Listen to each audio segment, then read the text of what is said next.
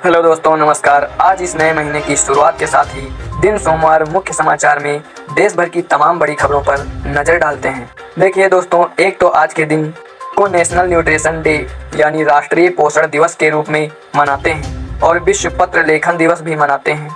आज चलिए आगे बढ़ते हैं खबरों में। देखिए, पहले अच्छी खबर महंगाई पर आ रही है कि महीने के पहले ही दिन कमर्शियल गैस सिलेंडर की कीमतों में अच्छी खासी कटौती हुई है।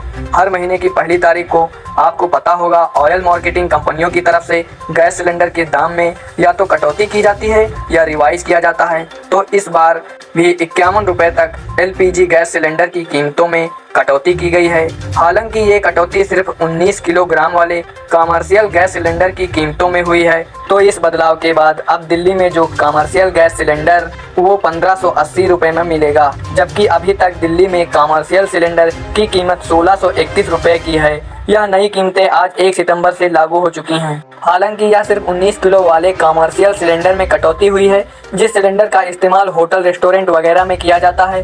जो हमारे घरों में खाना बनाने का जो होता है 14 किलो 200 ग्राम वाला, उसे घरेलू गैस सिलेंडर की कीमतों में सरकार ने इस बार भी बदलाव नहीं किया है और पिछले महीने में भी इसमें कोई बदलाव नहीं किया था।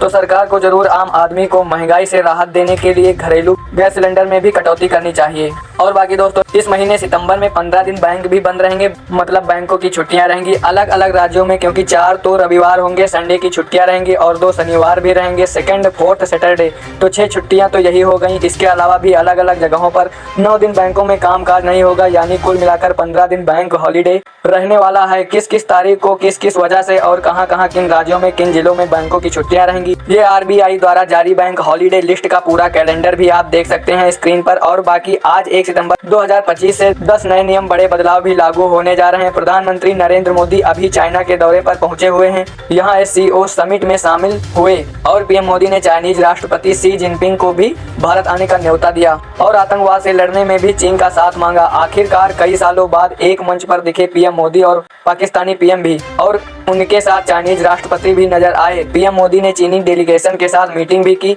इस दरमियान भारतीय प्रतिनिधिमंडल के साथ मुलाकात भी की। ये तस्वीरें देख सकते हैं आप।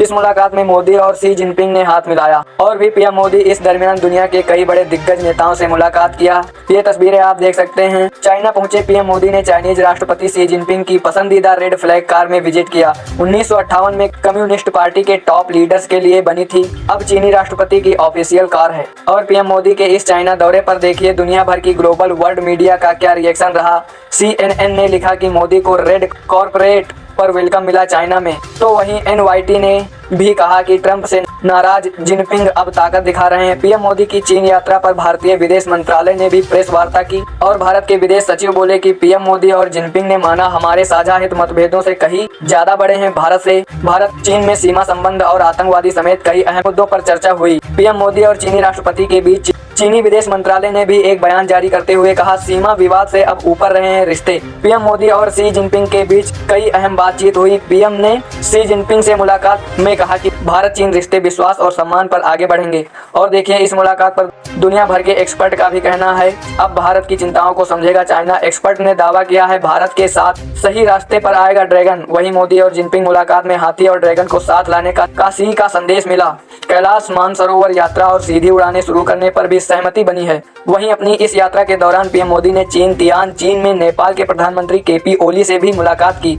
तो कुछ यूं रहा PM मोदी के चीन दौरे का पहला दिन। PM मोदी ने मन की बात के 125वें एपिसोड को संबोधित किया और राष्ट्र से संवाद करते हुए PM मोदी ने UPSC प्राकृतिक आपदाओं और खिलाड़ियों का भी जिक्र किया। PM बोले कि प्राकृतिक आपदाएं इस वक्त हमारे देश की परीक्षाएं ले रही हैं। वहीं देश के स्टूडेंट युवाओं को भी कहा कि UPSC में सिलेक्ट न होने वाले उम्मीदवारों को प्रतिभा सेतु के जरिए नौकरी दी जाएगी।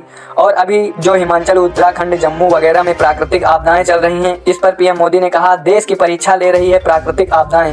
बाढ़ वगैरह की वजह से हर भारतीय दुखी है। इन प्राकृतिक आपदाओं पर PM ने कहा कि जिसने अपने प्रियजन खोए उनकी पीड़ा हम सबका दर्द है। प्रधानमंत्री ने संवेदना व्यक्त की। वहीं अपने मन की बात में उड़ीसा की गोल्ड मेडल विजेता से PM मोदी ने बात की, उनकी जमकर तारीफ की और मन की बात की इस 125वें एपिसोड में PM मोदी ने एक बार फिर से आह्वान किया, वोकल फॉर लोकल से ही बनेगा आत्मनिर्भर भारत। अमेरिकी तहरीक के बीच पीएम मोदी ने एक बार फिर से स्वदेशी को बढ़ावा देने की अपील की है देशवासियों से। चलिए दोस्तों अगली खबर देखिए। पावर ग्रिड को मानव संसाधन प्रबंधन के लिए स्कोप एमिनेंस अवार्ड मिला, राष्ट्रपति द्रौपदी मुर्मू ने सम्मानित किया। भारत सरकार के विद्युत मंत्रालय के अंतर्गत आता है ये। एक्सटेंड हुई पंजाब के स्कूलों में छुट्टियां। पंजाब में बाढ़ की वजह से 3 सितंबर तक छुट्टियों का ऐलान कर दिया गया है। वैसे देश भर में भारी बारिश से बाढ़ के हालात काफी गंभीर चल रहे हैं और उत्तराखंड में तो बीते दिन एक और बड़ी प्राकृतिक आपदा देखी गई। पावर प्रोजेक्ट टनल में फंसे 19 कर्मचारियों का रेस्क्यू किया। राजस्थान में भी एक किले की दीवार ढह गई। पंजाब में भी एक दीवार गिरने से शख्स दब गया जिसकी मौत हो गई। आगे मैं आपको बताऊंगा और भी पूरे मौसम समाचार विस्तार से। फिलहाल देखिए अगली खबर। दिल्ली में पुलिस और बदमाशों के बीच हुई मुठभेड़, नंदू गैंग के 2 शार्प शूटर गिरफ्तार किए गए। वहीं LOC पर आतंकवादी नेटवर्क को बड़ा झटका लगा। सेना ने कुख्यात समंदर चाचा समेत 2 आतंकवादियों को ढेर किया।